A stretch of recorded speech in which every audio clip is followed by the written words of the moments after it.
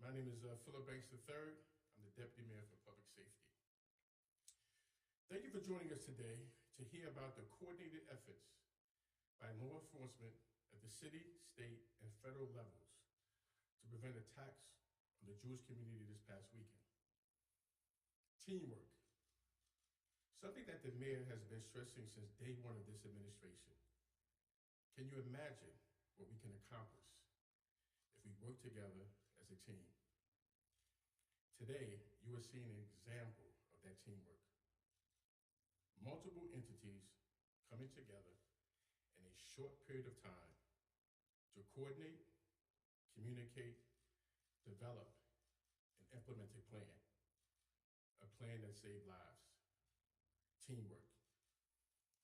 I'd like to start by thanking all of those standing behind us today, including representatives from the NYPD, State Police, the FBI, the Joint Terrorism Task Force, the MTA Police Department, the Manhattan District Attorney's Office, the Office of the Prevention of Hate Crimes, and the Community Security Initiative, as well as numerous Jewish organizations, including the United Jewish Association, Federation of New York, Central Hedzola, and the Flatbush Sherman Patrol Safety Patrol. We also have several religious leaders from the Jewish community here, including New York City Council member Eric Dinowitz, who is the head of the New York City Council Jewish Caucus. We have Rabbi Leibowitz, Rabbi Steinmetz, Rabbi Morochnik, Rabbi Rothman, Rabbi Fink, Rabbi Tessa, Rabbi Ines, and Rabbi Bernard Freilich. Without further delay, I'd like to introduce the Mayor of the City of New York, Mayor Eric Adams. Thank you, Deputy Mayor, and I too join. I'm not as tall as you, so I'm going to move the stand over. I too join the Deputy Mayor in acknowledging the work of our partners this past weekend. Both the police commissioner and I were notified of a credible threat on Jewish New Yorkers and immediately communicated with our teams to take appropriate action. The potential attack on Jewish New Yorkers, because of that coordination, was averted. It was due to the heroic actions of the MTA Police Department, Officers Ryan Fackner and Officer Connor Calasurdo. Both responded appropriately based on the information that was disseminated. And the dedicated efforts of the men and women who we are here today, the leadership is represented throughout those who are standing by. Both officers arrested 2 suspects at Penn Station on Saturday morning. After one of the suspects was flagged by making anti-Semitic and threatening posts online, including references to perpetrate an armed attack on a synagogue. Thanks to the exceptional investigative work of the FBI and NYPD Joint Terrorist Task Force, the NYPD Intelligence Bureau, and the MTA Police Department, the suspects were apprehended before they could act on the alleged plan to murder members of the Jewish community in our city. This was not an idle threat. This was a real threat. After arresting the suspects, law enforcement officers recovered a Glock semi-automatic firearm, a ghost gun with an extended 30-round magazine and laser sights, a large hunting knife, a black ski mask, and a Nazi armband. A Nazi armband in New York City in 2022. Think about that for a moment. Over 77 years ago, after Allied force soldiers liberated Auschwitz and exposed the full extent of the horrors of the Holocaust, hate is on the rise in America, a dark cloud over our nation. It has become normalized by politicians and celebrities, amplified by social media and cable news and weaponized by the easy availability of guns in this country. This was a ghost gun that adds to the already oversaturations of guns in our city and cities across America. This is a toxic mix with frightening implications for our society. From the massacre of black shoppers in Buffalo to the killings at an LGBTQ plus nightclub in Colorado Springs over the weekend, we see communications and communities across the nation being targeted for their race, their beliefs, and their way of life. This hate cannot be allowed to take hold and build and gain further ground. America must defeat the rising threat of domestic terrorism. It is real, it is here, and we must have a formidable approach to it. We must reject the hate and division that drives it. This time, thanks to thorough coordination between multiple agencies at numerous levels of government, we were able to avert this threat. Law enforcement was able to prevent an attack like the shocking stabbings that took place at Rabbi's home in Muncie, New York during Hanukkah in 2019. But it's clear there's others who share anti-Semitic beliefs and hateful ideas. We must and will be vigilant in the weeks leading up to Hanukkah and this holiday season. And the NYPD will do its part. And I want to say thank you to everyone that's here that participated in the coordination over the weekend and the coordination during this holiday season. And I want to salute the leadership of Commissioner Keishan Su for a quick action in coordination with the men and women of our police department to avert this threat. There are a lot of critics out there, but I hope today they can and understand what the NYPD does every day for the city of New York. Protecting communities, families, and New Yorkers of every faith from the violence that some want to inflict. Keeping our Jewish communities and other communities safe in the face of rising threats and anti-Semitism. Getting dangerous weapons off our streets and fighting the rise of violent domestic extremism in this country. As the mayor of the largest Jewish community in the United States, it is my sacred duty to protect Jewish New Yorkers and this entire community from anti-Semitism and bigotry. In my administration, we know this is one of our highest priorities, is to protect all New Yorkers from violence and crime. We will continue to be vigilant and protect the communities involved in general, but specifically the Jewish community, with every resource that's necessary. Because hatred and anti-Semitism will not take foothold in our city. No one should feel threatened walking down the street or traveling on the subway. No one should ever feel threatened walking into their synagogue or place of worship. We're going to fight the rise in anti-Semitism and extremism and continue to support our law enforcement communities. Again, we want to thank all who were involved. Thank you very much. Next, we'll hear from the Commissioner of the City of New York, Commissioner Keishan Su.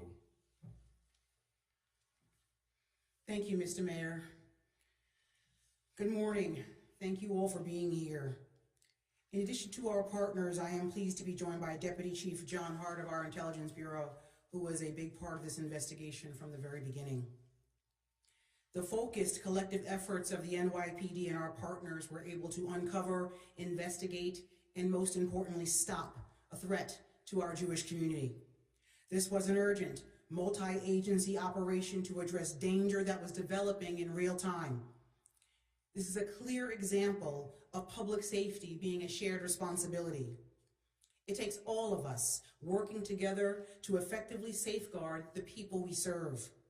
And these partnerships that we are highlighting today are at the heart of that effort. We have to remain vigilant and monitor threats of any kind, symbols of hate, written online or posted on social media every day. The job of the NYPD and our colleagues here is to put public safety first and protect the people of this city. We coordinated with our partners. We communicated, organized, and established a plan. And the result was a high level of committed collaboration that averted a threat of targeted violence. It is important that our communities know that we will never tolerate hate or violence in New York City. We will use our resources and partnerships to stop, investigate, arrest, and hold accountable anyone who threatens the safety of the people of this city. Deputy Mayor Banks. Thank you, Commissioner.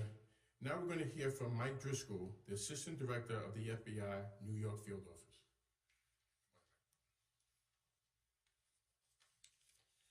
Good morning. Thank you all for coming. I appreciate the invitation from the Mayor's Office and the Police Commissioner to speak to all of you today. On Friday evening, the FBI and the Joint Terrorism Task Force received information regarding an individual believed to pose a physical threat to an unidentified synagogue. With significant sense of urgency, members of the JTTF set about identifying the individual or individuals involved. As you have heard, we, along with our law enforcement partners, began an investigation of one possible subject, Christopher Brown of Aquabog, New York. And then during that investigation, a second individual, Matthew Maurer of Manhattan, was also identified as an associate. Through close coordination with law enforcement across the region, both Maurer and Brown were located Friday night and taken into custody.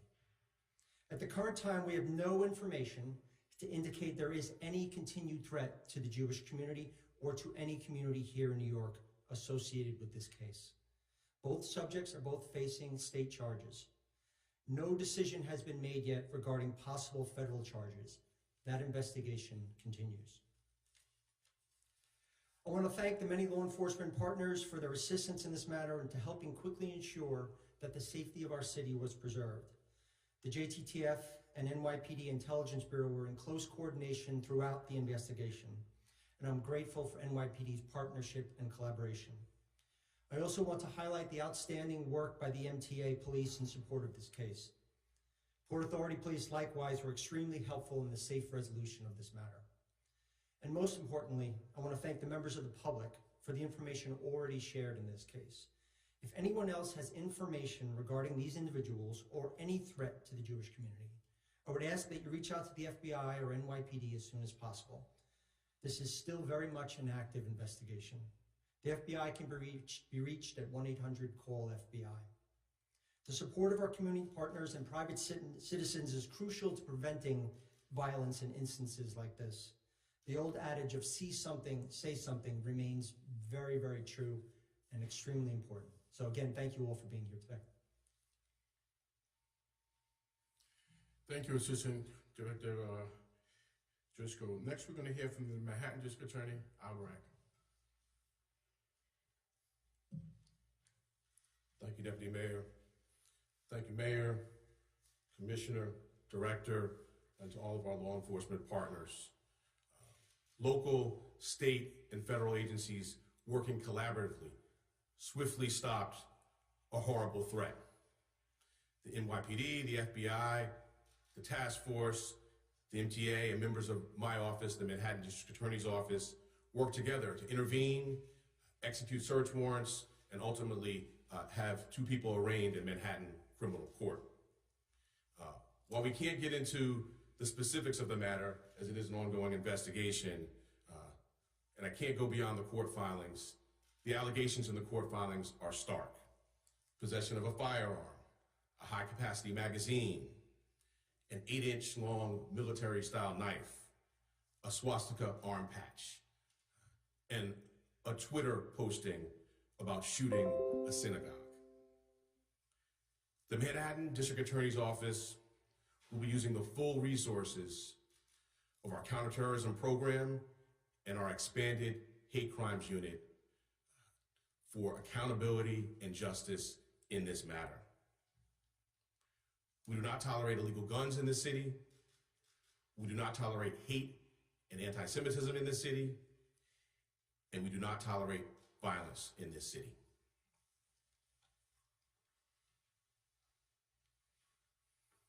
Thank you, District Attorney. Next, we're going to hear from the CEO of the MTA, Jano Lieber.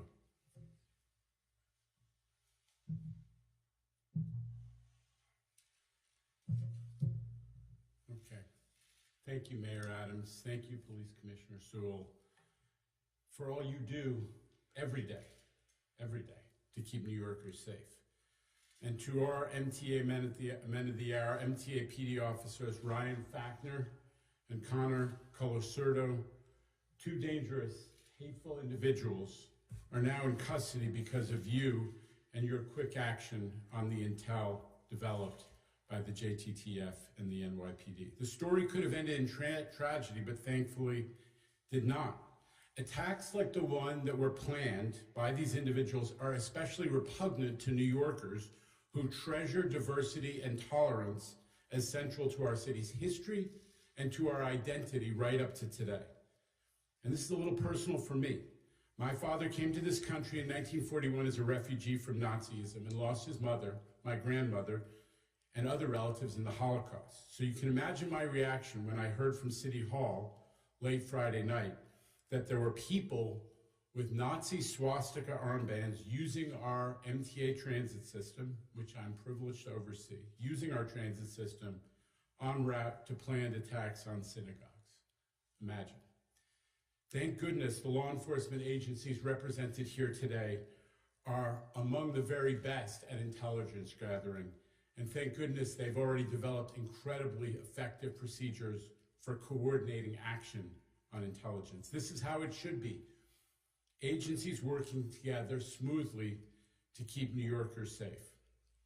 I speak for Governor Hochul as well when I extend thanks to everybody in the law enforcement community who was involved with this, especially, as I said, the MTA PD officers, Fackner and Colasurdo.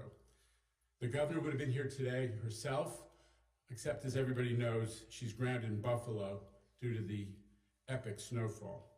I know that there's nothing more important to Governor Hochul and to all of us here than safety. In light of this incident and the attack in Colorado Springs on the LGBTQ nightclub, the governor has directed our state police, who are represented here today, to increase surveillance and protection for communities like the Jewish community that are at risk of hate crimes. That's an action that was already taken. We will continue to work closely with our partners at the NYPD, the state police, and all local and federal law enforcement to keep our people safe. The MTA has never had a better relationship with City Hall and Albany, and that's because of the leadership at the top, Mayor Adams. Thank you and your police department for everything you are doing to keep New Yorkers safe.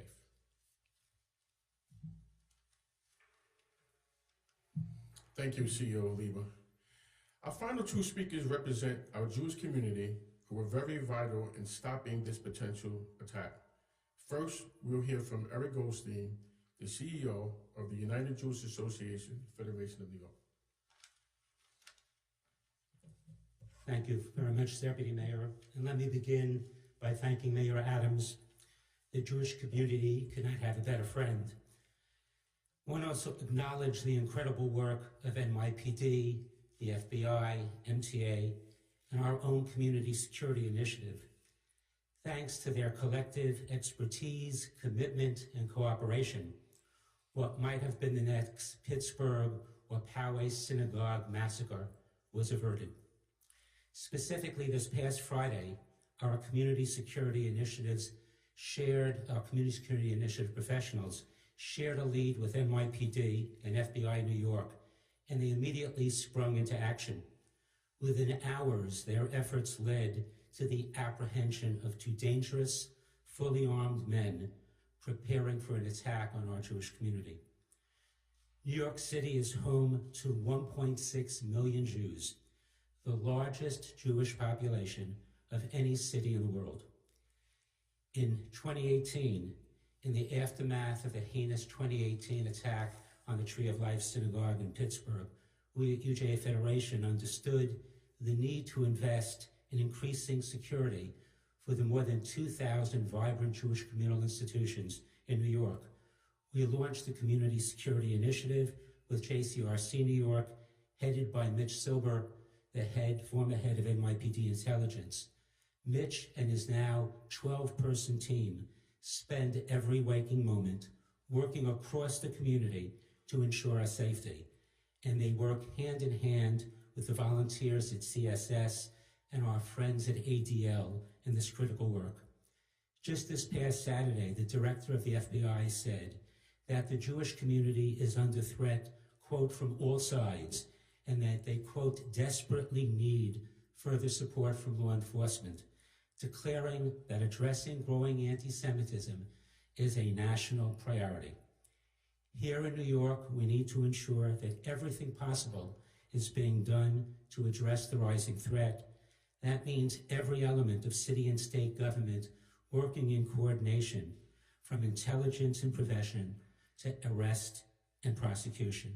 But let me be clear, the Jewish community of New York will continue to live proudly Jewish lives.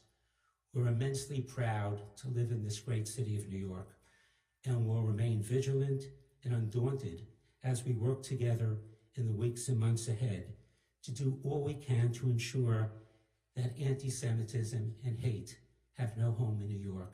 And again, thank you, Mayor Adams, for your incredible work.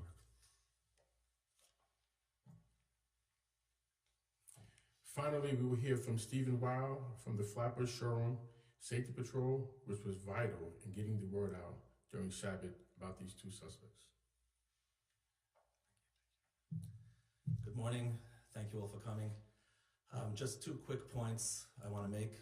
The first is that when we talk about teamwork with the community, the teamwork did not start this Saturday night. This teamwork did not start a week ago or 2 weeks ago. Probably a week after the mayor took office, he came to Brooklyn, he sat down with us, he sat down with Hatzalah, he sat down with Shomron, and he has a deep understanding of what we do, and he definitely reached his hand out and said any help that we will need at all, at any time, he will make every resource available. And we've had many anti-Semitic attacks that have happened. Not everything hits the news, but in each case, somebody from the mayor's office was involved, gave us guidance. The police department got involved, and this is an unprecedented relationship that we have right now with the mayor's office, the Jewish community, and the police department, and the information that flows is incredible, that we can get such sensitive information and that they can have the trust in us to relay that to the community in a calm manner and a professional manner. My second point, which is just to talk about the actual incident, on Friday night I got a call from the inspector, Richie Taylor, and he advised me that there was a credible threat to the community. Within minutes, we came up with a plan that we were going to implement at 6 a.m. just in case. We didn't want to alarm the community, but we put a plan in place where hundreds of trained volunteers would reach all the synagogues and all the houses of worship in the areas and warn them. But we waited because we figured the agencies that are standing right here know who the perps are, know who these suspects are, and hopefully they will apprehend them by then and we would avoid alarming the community. And that's exactly what happened. So I just want to say thank you again to the mayor and to the police department for all their support. And we consider ourselves eyes and ears of the police department. We get a lot of sensitive information which we pass on. And this teamwork is really what makes New York a special place. Thank you.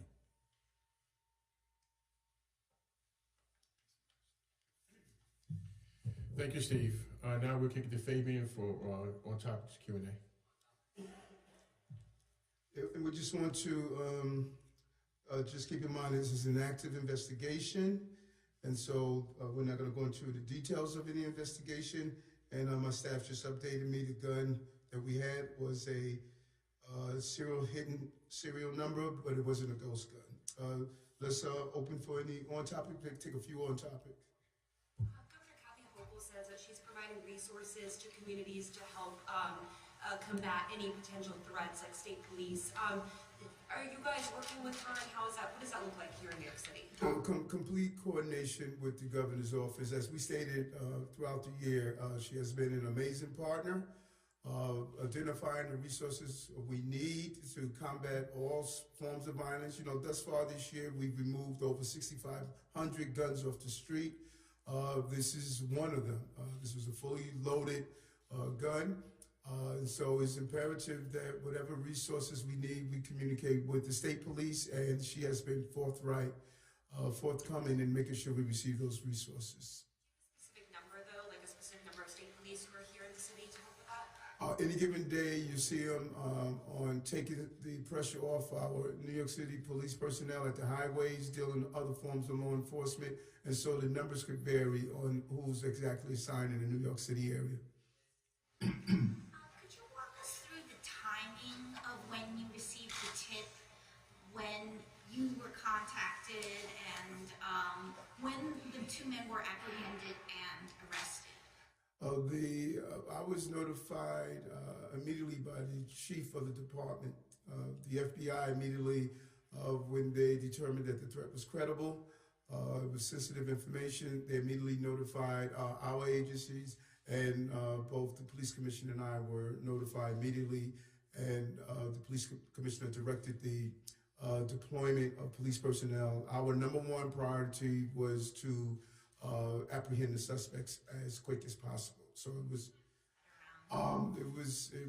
probably, you know, sometimes during, I didn't see my exact watch.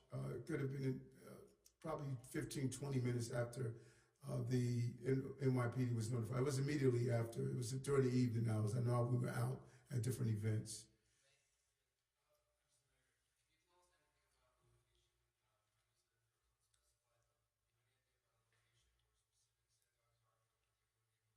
No, not at this time.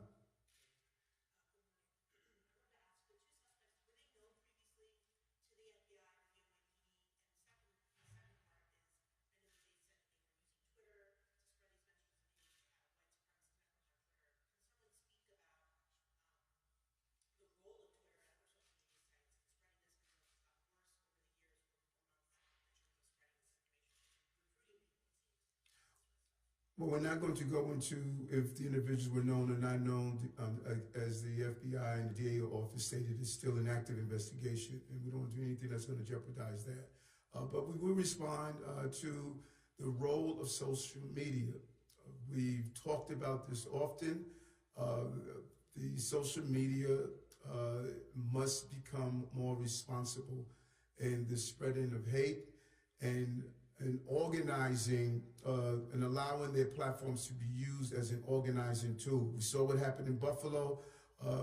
The individual involved was radicalized not by his parents, not by his family.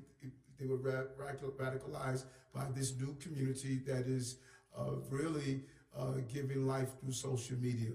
And it is time for social media to come to the table and reckon with the role that social media unintentionally is playing in the spreading of hate and organizing. People are using their platform to organize these hate campaigns.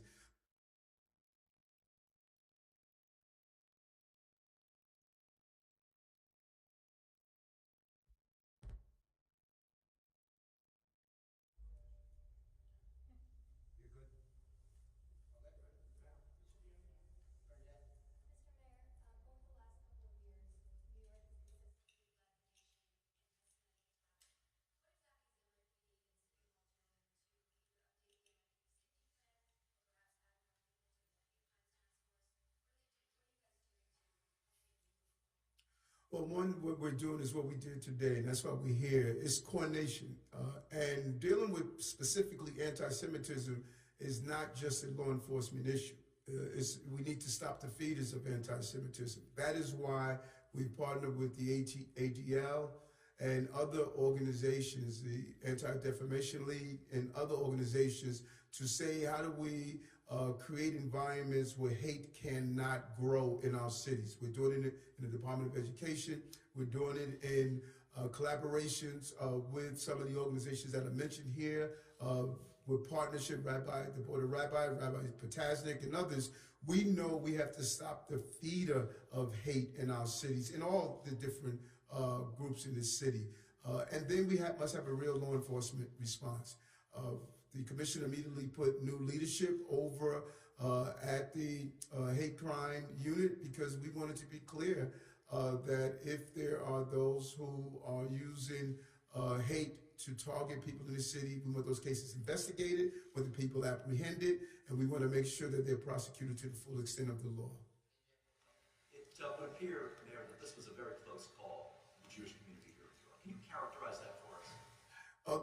You know, we cannot take these cases lightly. Who would have thought what happened in Buffalo? An individual will take a weapon and walk into a supermarket. These are real threats. And we did not, I want to really take my hat up to the FBI. They did not take any chances here. They immediately notified the agencies in the city and allowed us to kick in gear the communication network that we've already had in place that included some of the local security patrol, because we know during Jewish religious observance, it is difficult to get communications out. And so to have the local security patrols able to put a plan in place to immediately notify before synagogues open, that was a huge undertaking and something we can't miss.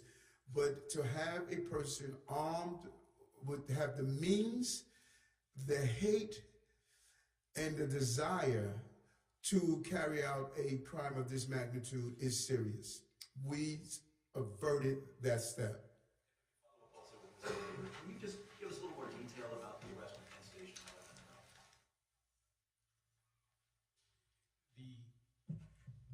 Well, the bottom line is that we were notified by the police department and by City Hall that this was underway, that this intelligence had been identified, and we put it out through what they call a BOLO, be on the lookout, with a specific description of the suspects, notified based on the intel from the JTTF and the NYPD, notified our staff in Penn Station that they might be using the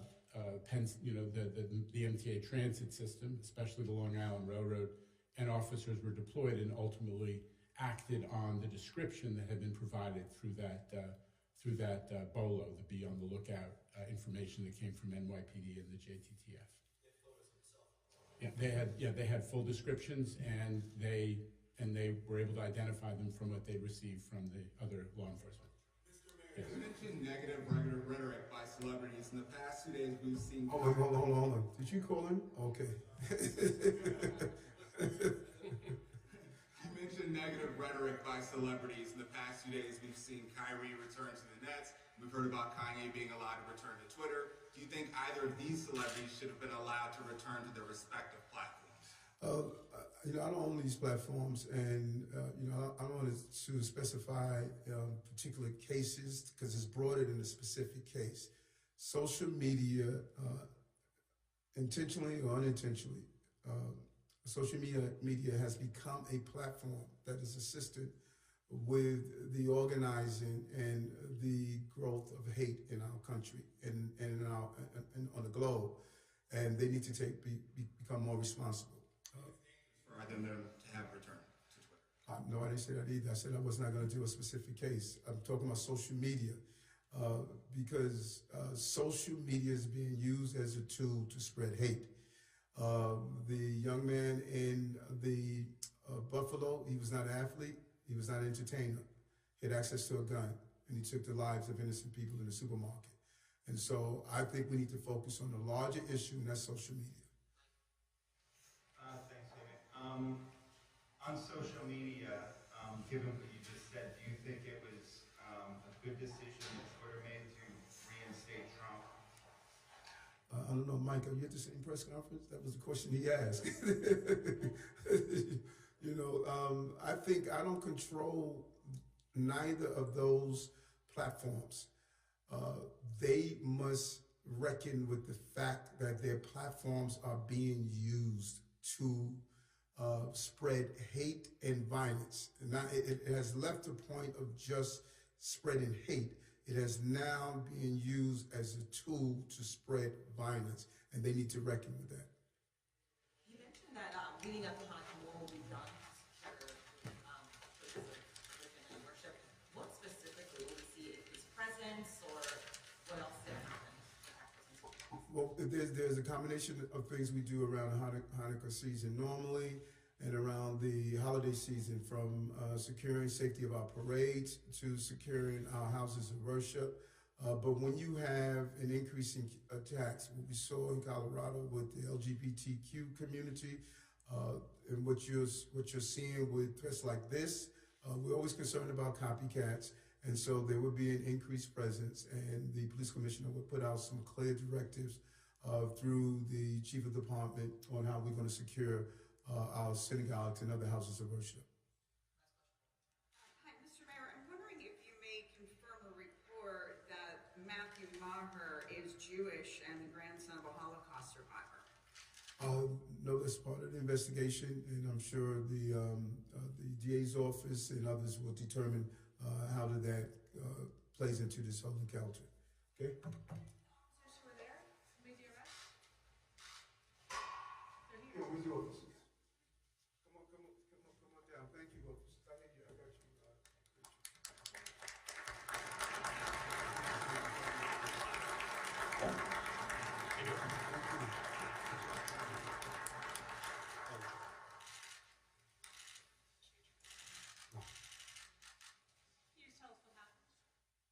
We were just on patrol at Penn Station, like everybody was just repeating up here. It was a joint task force. They put out the bolo for the individual, Chris Brown, and they said he might have been traveling to the subway to Penn Station to take the Long Island Railroad. We were up at 34th and 7th, 34th Street and 7th Avenue, when we saw him actually walk in with his friend. They both walked in through the entrance. We followed him down the escalator, stopped him, and made the arrest. No, they were completely compliant. Mine? Ryan Fackner.